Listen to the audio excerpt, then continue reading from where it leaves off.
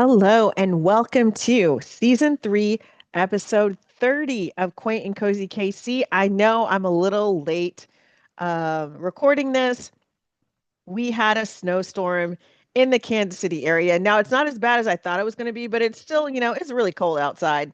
And so I've been like staying all cozy and, just trying to kind of like not get cabin fever too much because sometimes when I get cabin fever, I'm like, I need to go out and like, maybe I'll just go and go shop at a store, something like that. Or maybe I'll go pick up, some groceries, like, some random things from the grocery store just to kind of get out. I had no desire to do that this time. I was like, I looked at those temperatures because, sometimes when it's snowy, maybe the low will get down to like 15 degrees or 20 degrees. Oh no, y'all. Those lows were going negative or 0 or 2 degrees. I was like, I don't need to be outside. No, no, no, no, no. I need to stay nice and warm. And again, I'm a winter person in the sense of like, I've been around all kinds of different winters. But, as I get older, I'm like, geez, with all the ice and everything, I worry about, I'm like, am I going to slip and like break my ankle or something? So I'm like, we're just going to stay nice and cozy. But of course, I was like, I don't want to just sit and watch, stream mysteries all weekend, although I did watch a lot of them. I watched Lynley, which I'll talk about a little bit later. That's kind of like one of the comfort series that I'm kind of watching, and I just kind of wrapped it up. It's on BritBox.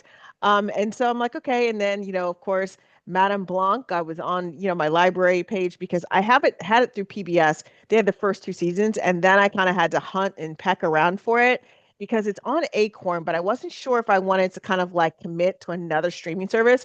And I also know it's on Hoopla. I think the third season is. So I don't know what I'm going to do when it comes time for the fourth season. But I was like, okay. So I was kind of like, watching those as I was going through, different things. And so I'll start talking about like, like kind of like some snowed in things that we can do. So there's so many different things, right?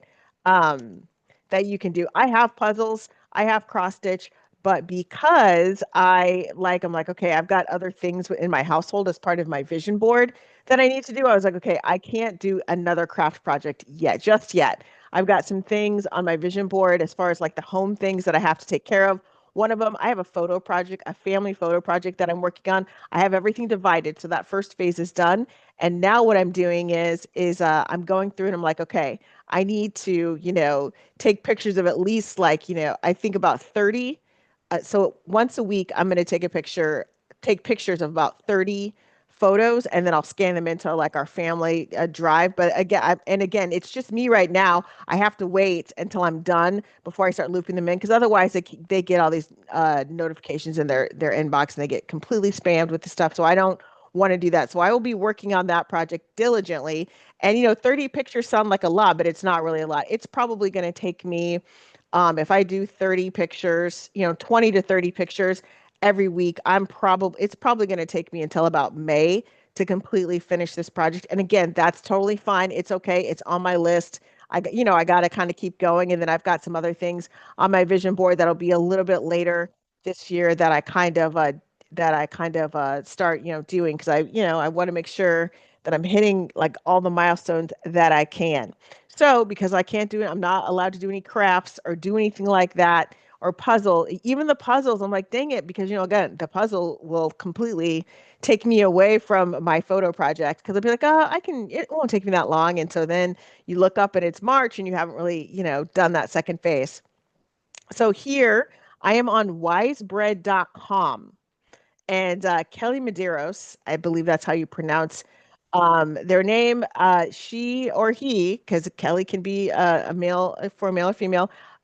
They have written like an article, and they've got a lot of things. Now, I'm not going to go through the 50 fun things to do when you're stuck inside during the winter, because that's 50, that's a lot. But maybe I'll hit like maybe 20. Okay, so the number one thing is plan your summer vacation.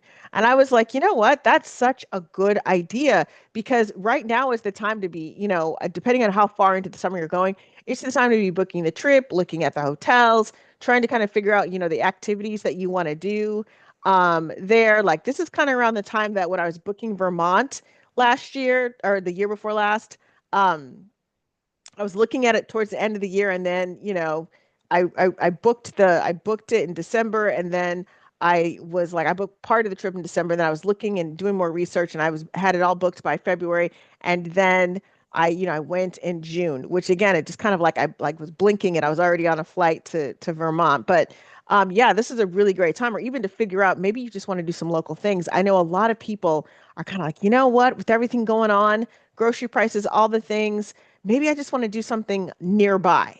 So, when I think of that, like when I think of a great little summer vacation in the Kansas City area, right? If I had my kids, I definitely would be like, okay, we got to do Union Station. You got to go at least, once a quarter, or in the summertime, you got to do at least one trip to Union Station or two. I do like a trip to Union Station, and then I probably would go to one of the local area farms that are kind of kid friendly. Definitely gonna go to like a farmer's market of some kind, like listen to some music. So that's where I think the bingo cards come in. I mean, I know bingo cards, everyone says, man, those bingo cards are so, everyone's doing them. It's so overused, but they're very effective, right? They're very, I mean, lists work too, but there's something about a bingo card, the visualization of it. Like, I just think that they are very effective. So again, planning your summer vacation or your spring vacation, that might be something that you're looking at as well. But yeah, I'm like, that's pretty good. Then of course take a nap because yeah, listen, I'll do that even when I'm not snowed in. Um, they're talking about what about taking an online class or tutorial? That can be fun as well. I kind of like I look at those a little bit, but I try not to get too involved because again, I have all these other home projects I need to do. But if you didn't have home projects like I do, maybe taking like an online class or tutorial. Now, one thing I will do, because I have the other website, Aunt Lady's Kitchen. .com is I've been taking like, well, I'm not taking a formal class, but I've been on YouTube looking at plating videos and understanding kind of how the space works and all of that. Now I have done those, and a lot of those videos are maybe 5, 10 minutes, so it's not anything too deep. But I will tell you, a couple years ago, I was looking into taking those online food classes where you'd like doing a lot of plating and like you have like assignments. I'm like, oh my gosh, but it was so involved. I was like, that's a little too involved for for what I've got going on in my life, but they definitely do have those out there. Okay. Um, then like I'm looking at shop your closet. So, that's kind of like, sometimes when I was younger, I would just kind of like playing dress up. Like I would try some new clothes. Like I've been on a fitness journey. So some of my clothes are fitting a little bit differently, all that stuff. So, that like when it's snowing outside or the weather's not great outside, it is a really good time to kind of look and see, okay, what do I have? What am I wearing? What do I have? And when you have a sister like I do, it's kind of like, hey, do you want this? Like I'll send pictures of, hey, have you, like what do you think about this? Is that something you'd like, or do you know someone that would want it? That kind of thing. So especially right now when everyone's trying to like, watch their money and all that stuff, if you don't have to buy like a new outfit and you get like a nice gently used one, that's definitely a win. Another thing they're suggesting is catching up with family and friends. Now, sometimes, these days everybody's in it. We've got a family group chat. Of course we do. I know a lot of people have like that group chat. And if, when it first started, because I do a lot of the things where I'm like, oh, weather's coming. So, and I've got people all over the country. And so I'm like, hey, what's your weather looking like? So of course that's like kind of like, we're going back and forth about the weather, that kind of thing.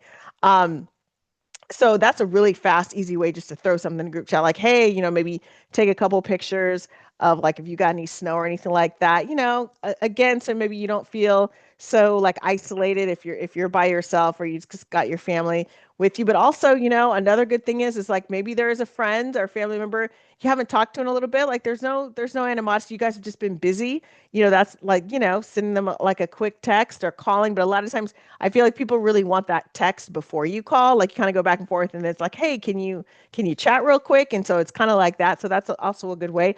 Also, if you got a social media group chat going on, throw a couple memes in there, kind of get a conversation started a little bit, check in with each other. Okay. The next thing they're talking about, and again, I'm just kind of skipping around. Baking something. That's always fun. I didn't bake something this time. I usually do. I didn't. I was like, I don't really feel like baking. I was like, I'm kind of because I've been baking for the past few weeks. So I was like, I'm not really gonna bake anything. But I do have all the ingredients to do so. Okay, catch up on your shows.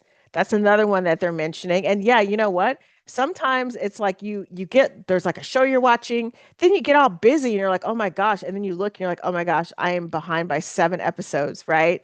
If it's one of those old-fashioned weekly shows, it's like, "Okay, I gotta catch up here." And so sometimes it is when it's cold outside, it is kind of fun to just catch up on your shows. Okay, and let's see here what else we got here. I'm kind of like skimming through. Um Let's see, you can like one of them they say arrange your photos. So yeah, like that's again, that's the one I'm going to be doing. And then plan your next get together. That's a really good one too. Like right now, I'm recording this, it's still January. And, Valentine's Day is next month. And, people are planning their Valentine's Day. Like whether you are in a relationship or not, there's Galentine's Day for the ladies, there's Palentine's Day for everybody. And then, of course, Valentine's Day. But yeah, we've got something going on. And also like Mardi Gras, because that's kind of early this year. So there's also, that kind of thing. Maybe you can plan like a get together and that'd be like a fun little get together that you can plan or be thinking about stuff for your birthday. My birthday's in April. I have a tradition. I go the like maybe the last a week of April since I've got a lot of friends who have birthdays around the time that I do. And so they kind of have their parties in that middle part of April. And I just do mine towards the end. So that way, I'm not poaching any guests from anybody or vice versa. And so there you go. Um, I like something else, organize something. So, something you can organize, really some easy things to kind of organize. You can organize your towels, your sheets, your linens, kind of go through all those things and see, okay, are these, I mean, do I have like things that are like that need to be either like just thrown away completely because they're just threadbare, you can't really use them, or is there something where it's very gently used? Maybe there's somebody that is moving or starting over and they could use like a good sheet set that's gently used. Also, look at your sock drawer. I did that last year, and oh my gosh, I did not realize I had about 15 in it. And this, it's an, I'm sorry, an odd number. 15 socks that had like no mates at all. And I was looking around, looking around, looking around. Um, so I got rid of them. Like I waited and I'm like, okay, let me just kind of go through my laundry and see. I'm like, no. And I feel probably what happened is that they hadn't had mates for a long time and I was just moving the same socks because I hadn't done a sock kind of clean out since like 2020 when everyone was doing that kind of stuff. And so I'm like, oh wow, this has been a while. So I was really glad that I kind of got rid of those and kind of created some more room in my sock drawer. Something else, dish towels, another easy kind of win because you kind of know when your dish towel's looking kind of sad. It's like fraying and stuff, and it's not even good for like a wash rag, like to scrub the floor. It's like it just needs to go. You need to like retire it forever. So yeah, and then also something is if you're on Pinterest and you kind of like, and I haven't been on Pinterest in a long time just because I've been super busy, but that's another great place I like to go to when I'm like, oh man, I just kind of want to look at some things. I just want to create random boards for, vacations I may or may not take, or places I may or may not go, or something like that. So I love Pinterest for that. Now I know that they have it, so now you can kind of buy things. You can buy pens. I am not doing that. Okay, I've got more than enough clothes, but it is kind of fun to kind of create like a random Pinterest board. Like I think I have one for opera gloves, okay, or something like that, or like opera gloves or um, aquamarine rings, like antique rings, like something like that. So, because I love that. I love gold, like those gold antique rings. I love them so much. Okay, something else you can do is you can clean out your email inbox and listen. I really need to do this. Okay, I need to do this so badly. I've been trying to be really good about okay, let's clean out like the junk one. Let's clean out the promotions, like the social media one, like the things I don't need. I've been getting better at that, but I really do need to, just sit. Once I'm done with this photo project, that'll be like a casual project that I have. Um, Kind of going through and kind of going through my emails that I'm like, oh my gosh, this is getting kind of ridiculous with these emails. Okay, now that is the last one I want to talk about is story time. So if you've got kids, right? Like, I mean, I don't have any kids living with me, but like here, but if you've got kids, then it's always fun. I remember being snowed in as a kid, and my mom was a teacher. So she would like, we'd have like a little story time in the middle of the afternoon, like when we didn't have school, we'd have a little story time in the middle of the afternoon, right before we took a nap. And she'd read some stories. Of course, we'd heard the stories a million times, but she'd do her teacher voice and it was a lot of fun. So there you go. Now, this was from Wise Bread, 50 Things to Do When You're Stuck Inside During Winter. And it's Kelly Medeiros is the author. So yes, and I will. It's Wise Bread, Living Large on a Small Budget. I will link this in the show notes. So I'm just going to go ahead and make sure that I have that linked in the show notes. Now, we're still inside, okay? Because I'm snowed in here. Something else that I've really kind of been getting into is I've been looking at all the coffee books that I have. And I thought that I'd gotten rid of a lot of my coffee books, like I donated them, or people kind of came by like, oh, I really love this one, but I still have some coffee books. So I've been kind of going through the coffee books and just kind of like actually reading them. And they're very interesting. Of course, coffee books look beautiful on your coffee table and they look beautiful on your shelves. But if you actually open one, they're actually pretty, they're pretty well written for the most part. So I've kind of been, just kind of like flipping through the things that I have. The coffee books that I have, some of them are on art, some of them are on music. And so again, I've had a lot of fun and it's all leisurely. Like I'm not writing a book report on it. I'm just kind of thumbing through, kind of like glancing. Maybe I read a little bit, I'll do a serious read of something, but mostly I'm just kind of look at the pictures and look at some of the captions. That's kind of like what I've been doing. And then also a great snowed in uh, activity is the poetry. Like I have so many poetry books in my house from when I was in LA and I did a lot of like I like did a lot of poetry out there and I talked to a lot of poets and all that stuff. It was a lot of fun. And but I still have the books and sometimes I'll crack one open or two open or something like that. But I love poetry. Now I know some people are not book people, physical book people, but you can find those things in your online library as well. So again, just something to kind of think about, there's ebooks, poetry, all kinds of things. You can go on YouTube. You can watch people reading poetry. You can watch poetry readings. So yeah, I mean, poetry when it's snowing outside, when it's cold outside, just kind of listening to that, drinking on your hot tea or your hot cocoa or hey, your hot toddy. I'm not mad at you. It's just really enjoyable, especially right now with everything going on in the world. It's kind of like a little escape. Um, okay, so then, as I'm kind of going through, let's talk about my comfort show this time. Now, I kind of, you know, uh, talked about it a little bit earlier, but it's Lynley, which is based on books. Like I watched the old version of it. So this is on BritBox, but I believe eventually I think it'll come to PBS. Like I don't know what kind of contracting they do, but a lot of times that's kind of what happens. You'll see a lot of things from BritBox and Acorn that make their way to um, PBS. So this is a TV series, and it's the 2025 version. Now they did one years ago, and I want to say it was from the 90s, and it was pretty good. I remember watching it. It had a different vibe because again, it was a different time. I'm sorry, it was from 2001. Sorry about that.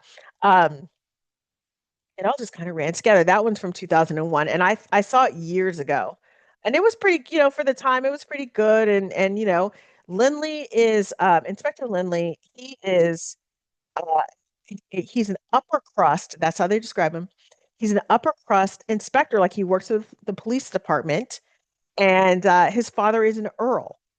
And but he is just drawn, like he went to Oxford and he's got degrees and all that stuff, but he was really just drawn to police work. And it's based on a series by Elizabeth George. So this is like these books are very, the books are from a long time ago, whatever, but they keep doing TV adaptations. So this one is on BritBox and I love it. It's kind of a new, fresh kind of look at everything, and there's some tension. I love that there's like tension between Inspector Lynley and his supervisor.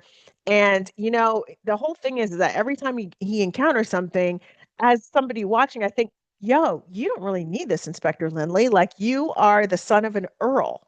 Okay, like you could go do something else. Like he, has, I believe he has some kind of law degree. Like he could probably go be a barrister or something, or at the very least, uh, like a solicitor. And so it always kind of like, but but this is his calling. So I really kind of like how they didn't do the easy way out where he's so powerful that, everybody is like, oh, he is so intimidating because he's the son of an earl. No, people were like, you've seen one, you've seen them all. So he was fighting his own kind of battles, right? In an upper crust way. And then his partner, um, uh, Detective Sergeant Barbara Havers is more of like a working class person. And so, she goes with her gut and he kind of goes with the academic kind of logical thing. And so it's really nice to kind of watch them play off each other. And then, of course, as the series goes on, you kind of see them take on each other's really good points. Like she kind of becomes more logical and following the evidence. And he kind of goes, well, I'm following my gut. And so it's really cool watching them kind of grow in their partnership and grow in their friendship and work together. And every episode, like the first episode was a little kind of, to me, it was a little awkward. Like they were just kind of trying to get to know each other, whether they weren't working in a good rhythm. But by the second one, by the end of the second one, I'm like, okay, these guys are in their groove. And then the third one, they were totally in their groove. And then, by the fourth episode, I'm like, wow, these guys they got it. Like they got it. They're really in their groove now. They really have like really good, and I just kind of liked how it was like a slow burn with their partner. I'm just no romance, but I'm just talking about their partnership where there's kind of like a slow burn. And so by the time we got to the episode, like the fourth kind of episode, it was like, oh, okay. And keep in mind, these are like 88 minutes long. And so because what they're doing is when they like license it out to PBS or whatever, syndicated to PBS, they're splitting them in half. So a lot of times what happens is that, we'll get like a 43-minute episode and then and we'll see you next week on Mystery. So then you got to wait for, part two, but they're just showing them on BritBox. And I think I think maybe when they stream them on PBS, they show the whole thing. But when they're showing them on broadcast TV, generally what they do is they split up the episode. So you're like, oh, okay, I gotta, wait till the following week to kind of, and again, that's what makes it mystery. That's what makes it so exciting. I can remember watching Campion, and this is years ago. And so it would come on Fridays and Sundays. So you would get to see Friday, they would preview it Friday sometimes at noon and then you'd see it like on Sunday. And so a couple of times, like I remember one time there was like a half day, and there was one that we were like trying to figure it out, and I happened to see it, and I was like, oh my God, what is this Campion? Why is this on? And I realized I'm like, oh man, they must kind of do this premiere at like 12 o'clock on Fridays, just kind of like they kind of put it in there, whatever. And so then I told my mom, like, hey, I think I just saw the end of it. So then the next time she's like, listen, you can't do that. Next time you just got to turn the channel. We got to watch it together. I'm like, okay, we got to watch it together. But my mom has passed on now. And so anytime I watch some of these British mysteries and stuff like that, it really does make me feel close to my mom because we had so much fun, watching those things. Okay, now I am gonna head out of here, right? It's kind of a shorter episode this time because, I am just letting you know it's gonna be really cold this weekend, like super cold. And I've got my plans inside to, keep my photography project moving along. So I'm not gonna be going anyplace new until next weekend. So next weekend I will have lots to report because I'll be running around and I'm going to like go to at least one museum, possibly two, but at least for sure one museum next week. So I'll definitely have something to report on. And thank you guys so much for supporting my YouTube channel. I'm getting some more subscribers. I'm trying to get to like my goal for YouTube is to maybe have 500 subscribers. I'm at 169 right now, which is really exciting for me. Um, and then like on my TikToks, you guys are being really supportive. On TikTok, I've got almost 2,000 followers, I think. So thank you so much. And what I do is the way I do it is I take a lot of pictures and I take a lot of video. And I'm absorbing things. And I'm like, you know what? What would someone who is shut in or someone who's like, oh, you know what? It's just a little too, it's a little too busy today. I can't make it, today. Like I'll go next week or whatever. Like, what's going to inspire them to go out and see this collection?